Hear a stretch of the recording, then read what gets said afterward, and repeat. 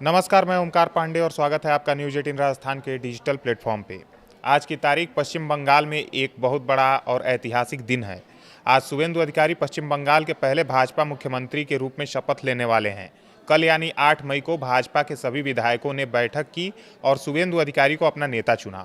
उसके बाद वे राज्यपाल RN रवि से मिले और पूरे विश्वास के साथ सरकार बनाने का दावा पेश कर दिया।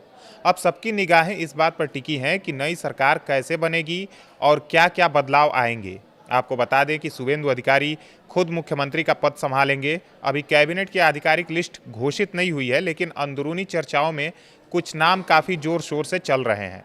दिलीप घोष, निशीथ प्रामाणिक, अग्निमित्रा पॉल, रुद्रा घोष, दीपक बर्मन, रत्ना देवनाथ, पूर्णिमा चक्रवर्ती और शशि पाजा जैसे अनुभवी और मजबूत नेता मंत्री बन सकते हैं। ये सभी पिछले कई सालों से भाजपा के लिए लगातार काम करते आए हैं और बंगाल की राजनीति में उनकी अच्छी पहचान भी है। इसके अलावा शुवेंदु अधिकारी के भाई सौमेंदु अधिकारी, शंकर घोष और कौस्तुभ बागची के नाम भी कैबिनेट में जगह बनाने की बात हो रही है। ये नाम इसलिए भी चर्चा में है क्योंकि ये नेता पार्टी के अंदर काफ़ी सक्रिय रहे हैं और ग्रामीण इलाकों में उनकी अच्छी पहुंच मानी जाती है। हालांकि अंतिम फैसला आज शपथ ग्रहण के बाद या कुछ घंटों में हो जाएगा। शपथ ग्रहण का पूरा कार्यक्रम कोलकाता के ब्रिगेड परेड ग्राउंड में हो रहा है। वहां पहले से ही तैयारियां जोरों पर हैं। बड़ा मंच बनाया गया है, सुरक्षा के पुख्ता इंतजाम किए गए हैं और हजारों की संख्या में लोग वहां पहुंच रहे हैं।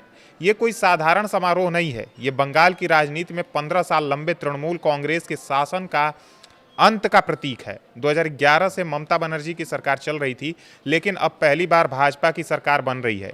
ये बदलाव न सिर्फ बंगाल के लिए बल्कि पूरे देश के लिए एक बड़ी घटना है।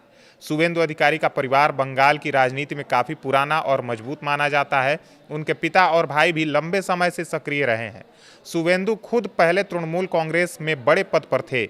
उन्होंने नंदीग्राम जैसे इलाकों में आंदोलन में भी अहम भूमिका निभाई थी। बाद में उन्होंने भाजपा ज्वाइन कर ली और विपक्ष की सबसे मजबूत आवाज़ बन गए। उनकी लोकप्रियता खासकर ग्रामीण बंगाल, छोटे शहरों और कुछ खास जिलों में बहुत बढ़ी है। लोग उन्हें गुड गवर्नेंस और बदलाव का चेहरा मानते हैं। आज का दिन बंगाल के लिए ऐतिहासिक रहने वाला है क्योंकि 15 साल बाद सत्ता बदल रही है। भाजपा ने विधानसभा चुनाव में 207 सीटें जीतकर भारी बहुमत हासिल किया है।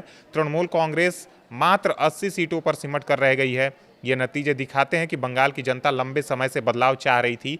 अब नई सरकार के सामने कई चुनौतियां हैं। बेरोजगारी, कानून व्यवस्था, विकास के काम, किसानों की समस्याएं और युवाओं को रोजगार, ये सब मुद्दे सबसे ऊपर हैं। लोग उम्मीद कर रहे हैं कि शुवेंदु अधिकारी की अगुवाई वाली सरकार इन मुद्दों पर जल्दी काम करेगी और राज्य को आगे बढ़ाएगी। शपथ ग्रहण के बाद कैबिनेट की आधिकारिक घोषणा होने वाली है। तब साफ हो जाएगा कि टीम में कौन कौन शामिल है। अभी पूरा बंगाल उत्साह से भरा हुआ है। कुछ लोग जश्न मना रहे हैं तो कुछ पुरानी सरकार के समर्थक निराश भी दिख रहे हैं, लेकिन ज़्यादातर लोग नई शुरुआत की उम्मीद में हैं। ये सिर्फ एक नेता का शपथ ग्रहण समारोह नहीं है, ये बंगाल में एक नई राजनीतिक यात्रा की शुरुआत है। शुवेंदु अधिकारी ने कहा है कि वे सभी वादों को पूरा करेंगे और सच्चा बदलाव लाएंगे। अब देखना यह है कि नई सरकार कितना कुछ नया और ठोस कर पाती है।